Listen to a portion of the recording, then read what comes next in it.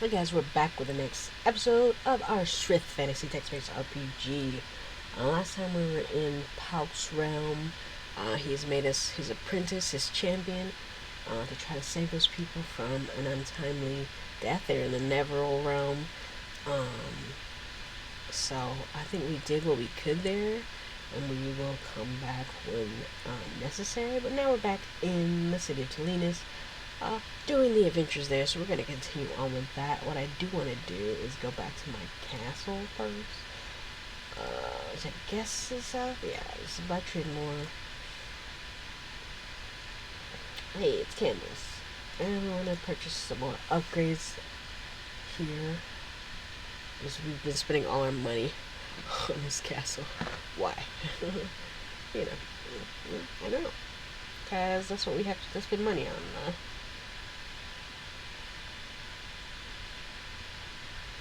Ooh, a dungeon. Yes, let's do that.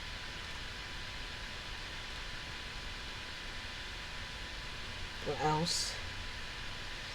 Just scrolling through.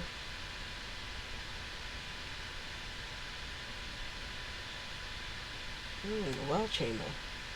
Why wouldn't we have that? I don't want to go outside to get water. Alright, I think that's good. We'll just upgrade what we have currently. Save it. View and improvement upgrades. We'll upgrade the well chamber some more, because why wouldn't we? Alright, we're up to date here in the castle. Let's say hi to candles.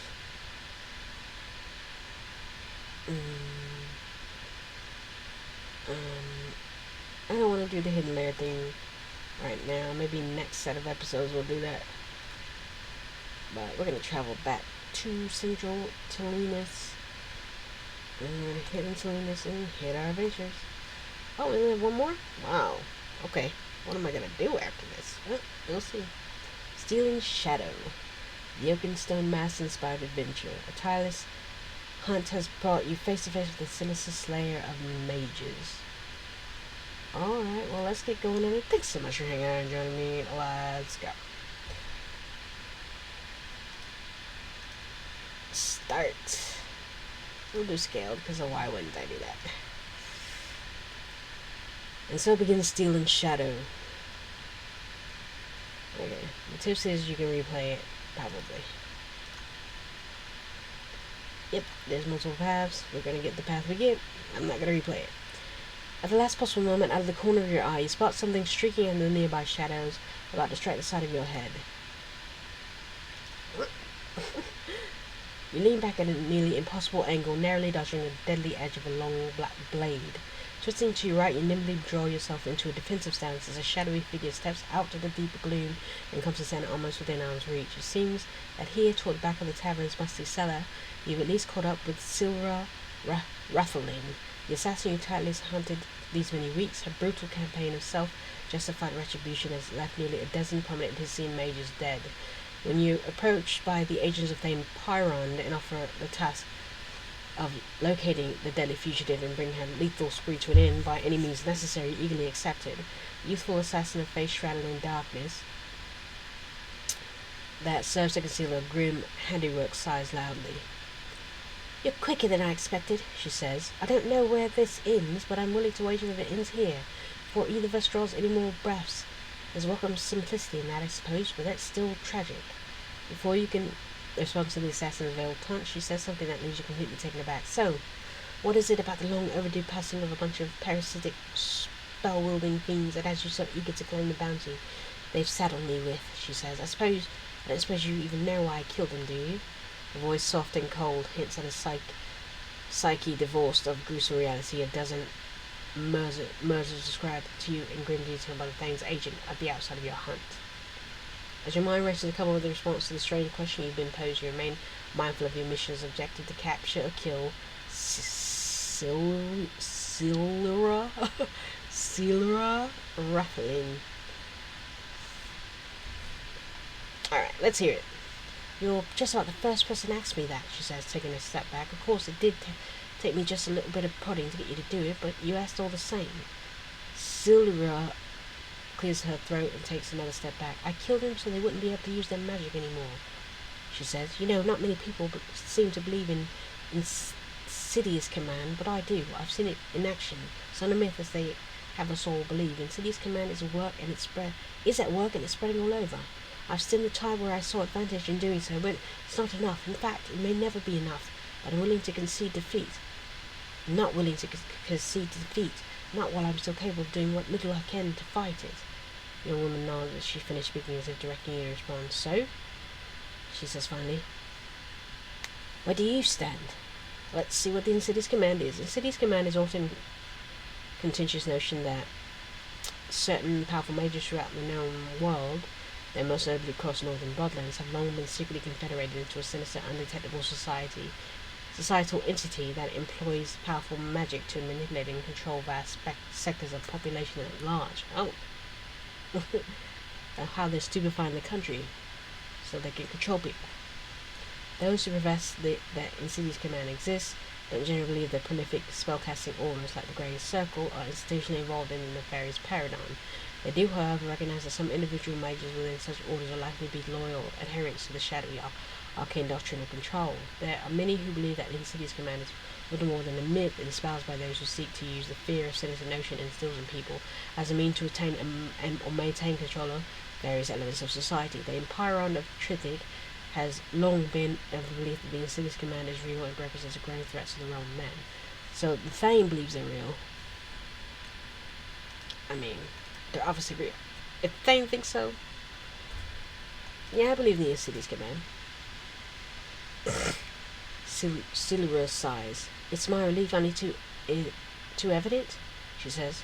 Most are only too eager to deny the very existence of the command. Or perhaps they don't wish to acknowledge what they fear. But it doesn't change reality. I know what I've seen and heard. Most important, I know what has to be done, what I must do. Apparently you also know. Silver in a desperate stance and places her hand on her hips. How's this going to end? I think you have the answer to that. I'm going to attack you. Because this is what I've been sitting here to do. You wait until Silra begins to speak again before lunging forward, attempting to take her by surprise with the speed and thrust of your sudden attack. Failure! Silra nimbly dodges your lunging attack and swiftly counters you, plunging her long black blade knife into your side. Severely wounded, you stagger back, clutching your side as you struggle to fend off the assassin's fierce attack. Failed surprise attack. Rude.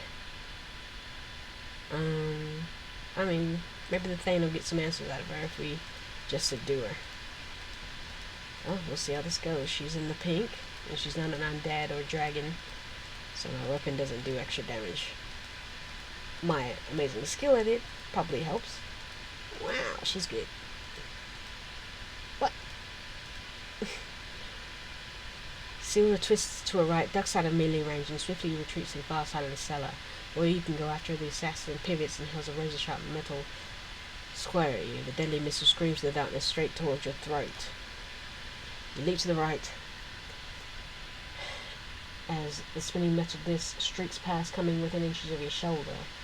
Silver opens a door at the opposite wall and swiftly disappears along the dark, narrow passage. They're still determined to bring the assassin's justice for her crimes. The thought of pursuing her through the gloom is not exactly a welcoming notion.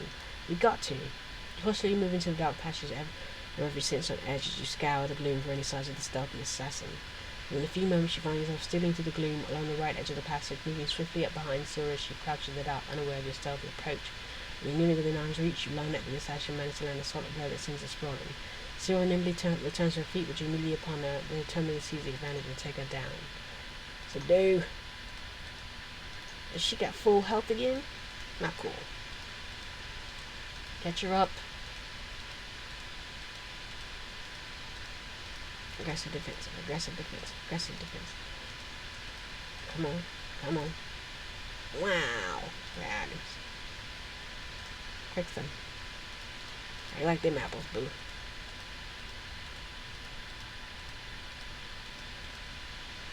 Not fleeing, so deal with it. Subdued.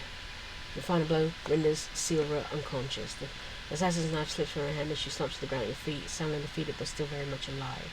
After taking great care to secure a falling foe, you begin the surmisably arduous task of delivering her to the agent of the Pyron, at whose insistence you undertook the dangerous hunt. On a day following the capture of Silra Rathaline, you meet the two of Thane's agents in Talinus. The men, two senior soldiers now friendly in the service of the Thane, take custody of the assassin, pay the bounty you have promised. Just before leaving her captors, undoubtedly headed for the rendezvous with the swift, indecisive rest for her crime, Silra, her hands bound behind her back by a thick rope, asked permission to approach you. The two men now flanking her seem surprised by her request, but ultimately the decision of you. Go ahead. You sit with a nod, and the young woman smiles faintly in response as she moves up to you. Reach into my left pocket, she whispers, motioning to her with her head in the dark tunic covering the leather vest. Go on, take it. Take what's in there, keep it. I hope it brings you luck. Silra cleverly positioned herself, preventing the Thane's agent from seeing what happens next. Cautiously, you reach to her pocket and retrieve a silver ring. Her initials are carved into the band. And give it back to me when next we meet, she says, smiling. Okay. Just as she's about to step away from you to rejoin her captor, Silra whispers something that takes you completely by surprise. There's a piece of metal in my hair, she says, a voice barely audible. It's tight right above my left ear. It's sharp. Be careful. Please take it and tuck it into the ropes with my hands. I won't have another chance at this. You immediately realize that Silra is actually providing the means by which she's likely to attempt to cut free from the bonds. No. A curse upon you and yours, whispers Silra, spoken. I didn't allow myself to believe you'd actually help me, but I decided to have a go at it all the same. But I hope I never again run free. Without the assassin steps away to rejoin her unwanted companions. As she takes her place between the armed men, she winks. Settle the dark places, my friend, she says. It's safer. As a master of shadow magic, I think dark places are good for me. With that, the trio departs, bound for Sryth, with justice will be meted out within the walls of the Trin Keep. Several weeks after your encounter with Silra, you learn that the wanted killed has at last met her in. The precise details of her fate are scant. The most complete account you can come across is that she was slain by the Thane's guards while attempting to escape the gallows, and the account is to believe she killed two guards before being brought down by a crossbow bolt. Regardless of the specifics of her final moment, she takes solace in the fact that the assassin whose blade carved the bloody trail of terror across the wide swath of Northerners no longer plies her sinister trade. Yeah, unless I see her body, she's alive, and we'll see her again. Won't we? We will.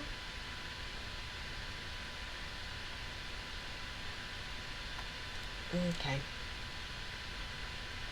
Dude, that's it. That's all the adventures. Trip to the Isle of Polk. Visit the Cathedral of Silver Rain. Visit this King's Citadel. Let's see what the King's up to.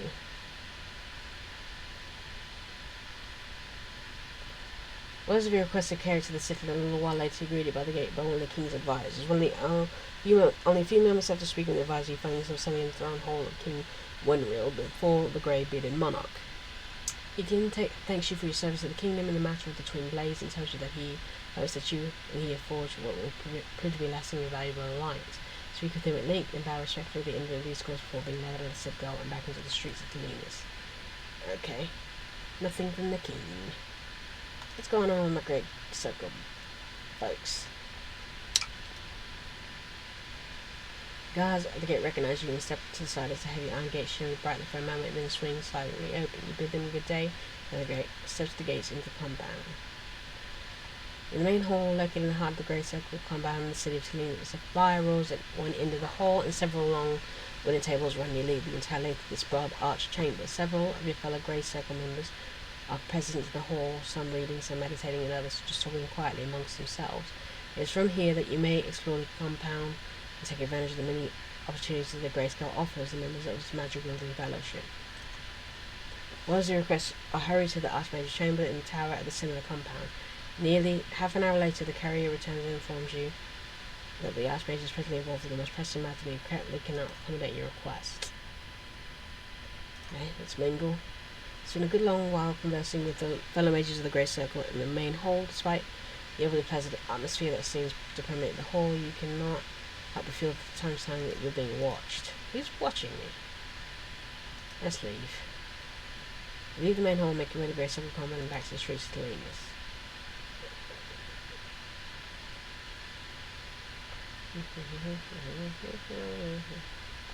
Alright, let's go to the armor so we can sell some stuff. Backbone amulet.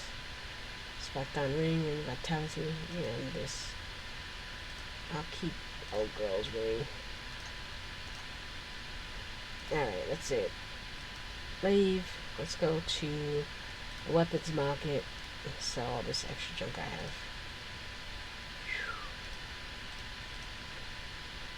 Where'd I get this stuff? Alright.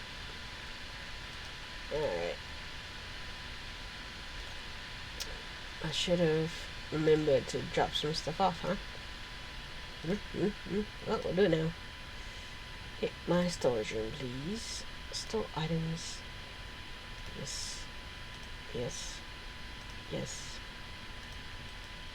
Yeah, we'll give you a ring. I don't know what icons are for. But storm. Okay, let's leave. Alright, what else are we gonna do in Central Tisa? Visit the Moonshore Crossroads?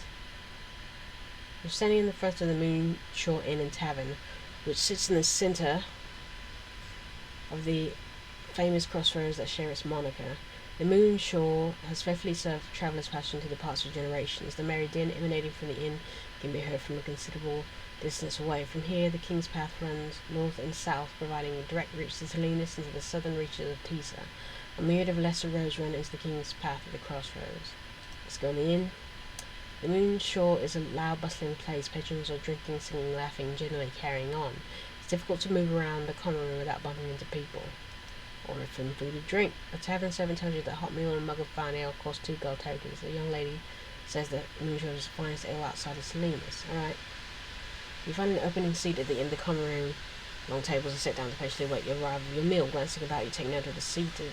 Those seated around you at the end of the long table. A short woman with a long black brown hair sits with her hands folded on the table and her eyes closed as if meditating. A grey-haired man with a crooked nose puffs on a wooden pipe and takes small measured sips of the ale from a mug in front of him. A young man with a narrow face twiddles his thumbs, seeming to glance nervously toward the door. You will have enough time to speak with someone at your table before you may rise if you wish. Nervous. The young man is visibly startled when you introduce yourself, and he manages a weak smile and returns your greeting. Nice to meet you, Alison. He says, my name's Fifrin. He looks around nervously and then leans over the table, keeping his voice barely above a whisper. You learn that he owes a considerable sum of gold to a local moneylender named Cole, and today is the deadline for him to pay it back in full. Fifrin tells you that he borrowed the gold to purchase medicines for his father, who had taken ill and who has since passed away. He says that he has no hope of paying back the 50 gold that he owes Cole. Suddenly, the front door of the Moonshore flies open, and all eyes fall upon the 3 sizable men striding into the inn. Fifrin starts trembling as 3 men walk briskly toward him. The large, southern man walking slightly behind the other 2, the pudgy, pockmarked face covering the scraggly, unkept beard. The 3 men surround the terrified Fifrin and glare down at him. When Fifrin stammers something about not being able to pay back the borrowed sum, the bearded man's demeanor become quite sour. Before anyone, including you, has time to react, the 3 men grab hold of Fifrin and hold him out through the back door of the inn. Most inside the inn seem to go back to their businesses if the incident never took place. Follow. Just outside the back door of the inn, 2 of the men are holding Fifrin in place with a large man tabs an iron rod between his open palm. He takes up a position directly in front of Fifrin and mocks the young man's terrified expression. Never let it be said that Cole the lender isn't fair. He starts, I'm giving you 2 more weeks to come across with what you owe me, but to make sure you don't slack off, I'm going to provide you a little iron incentive. It appears the moneylender and his strong arms are about to rough up Fifrin. Cole raises the iron rod and prepares to strike the young man. Intervene. Your sudden shout startles everyone, and Cole and his men set to face you. I want to spare this front rod. You better have my 50 gold tokens, sneers Cole. He and his men and Fifrin stare as you expectantly. You realise that you possess the gold necessary to pay Cole. Yeah, pay him. Cole snatches 50 gold tokens from you and counts it twice. He nods and orders his men to let Fifrin go. They release it. Their hold is instructed, and Fifrin breathes a sigh of relief. Cole and his 2 strong arms head back into the Moonshore, leaving you and Fifrin on your own. Fifrin thanks you for having saved his eye from the likes of Cole and his 2,000 Wish I had something to give you for what you've done for me, said she. I won't forget it, Alison. If it thanks you again and then departs, you make your way back inside the Moonshone Inn and Tavern.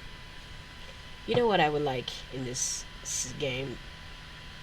One of the reasons I love Fallout so much is because of the companionship. So, like, people you save or in the game, you can make them part of your community. You can say, hey, are you looking for a place to live?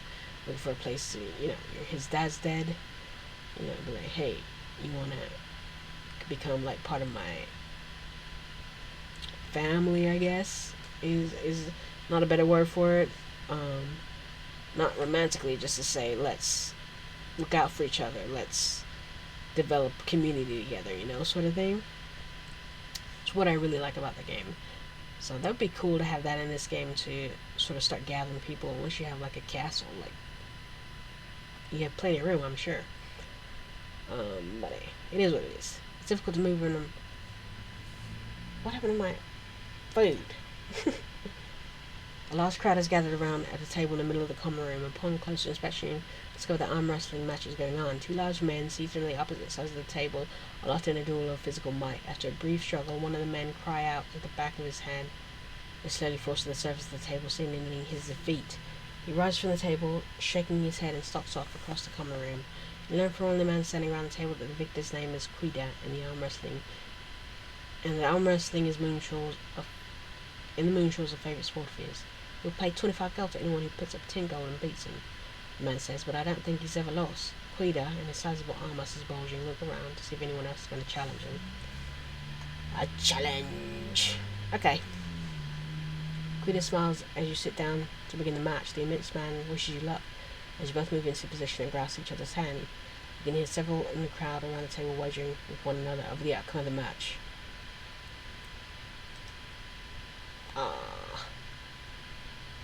Mine! You exhale heavily. At the back of your hand comes the rest on the surface of the table. Quida has won this match. Larger and smiles and thanks you for a fine contest. Try again any time. Congratulate Quida and then rise from the table to continue your own business. One more. Come on. I'm trying again. Right now! Till I win!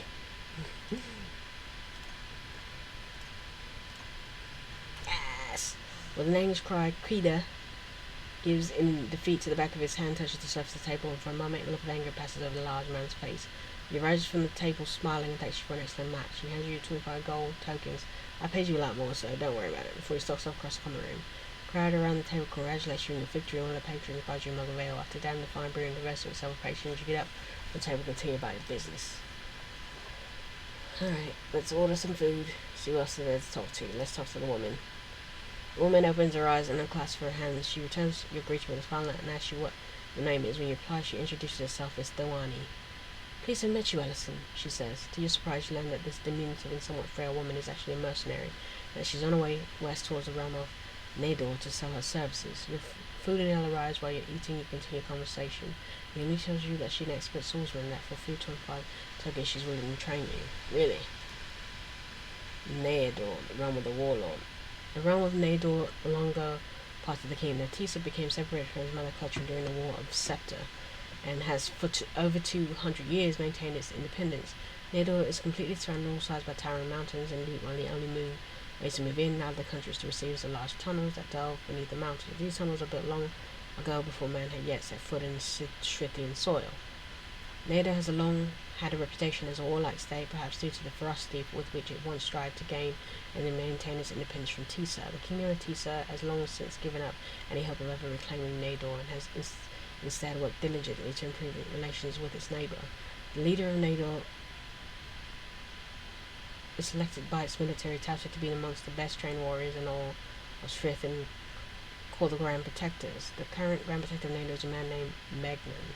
Recently, Magnan and his forces have been struggling to control a forest troll population in the mountains that has grown at an alarming rate. The people of Nador are inherently distrustful of outsiders and have sworn undying allegiance to the Grand Protector, vowing to defend their freedom at all costs. The capital and the only major city of Nador is Bosk.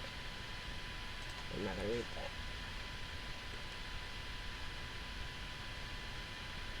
that. Okay.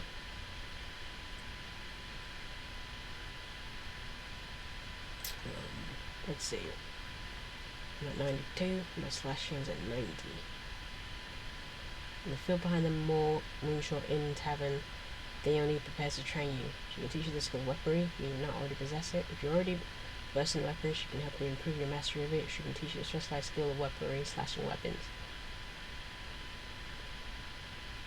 Theone's expertise is not cheap, but however it will cost 25 total each time you wish to train.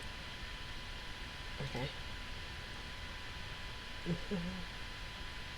After giving Theone a brief demonstration of weaponry, slashing skill, she smiles and shakes her head. I wish I could train you, Alison. I'm afraid you would be teaching me a thing or two. You'll need to find someone more skilled than I am to train you. What about weaponry? Alright. One more time. One more time. The man with the cricket nose slowly turns to face you as you start to introduce yourself. He glares at you, mutters something in his breath, and gets up from the table, taking his pipe and mug of ale with him. Apparently he's not one of the friendly locals. You have little time to dwell on this, however, for your meal arrives, and with your mug of ale, and you gleefully set into it. When you finish eating, you get up from the table and make your way across the common room. Alright, that's it.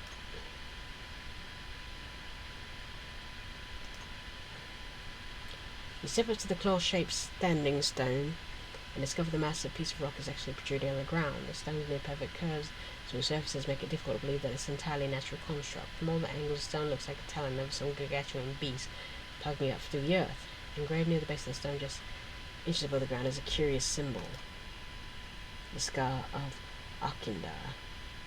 These things are all over the place. There must be something going on in regard to it. Okay, well, I'm probably going to end this episode here. It is a bit short, I know. But we'll do some exploration next time. See some more of Central Tisa here. And then move on to Southern to see what next adventures are on the docket. Thanks so much for hanging out and joining me. Until next time, you know what I'm going to say. Peace.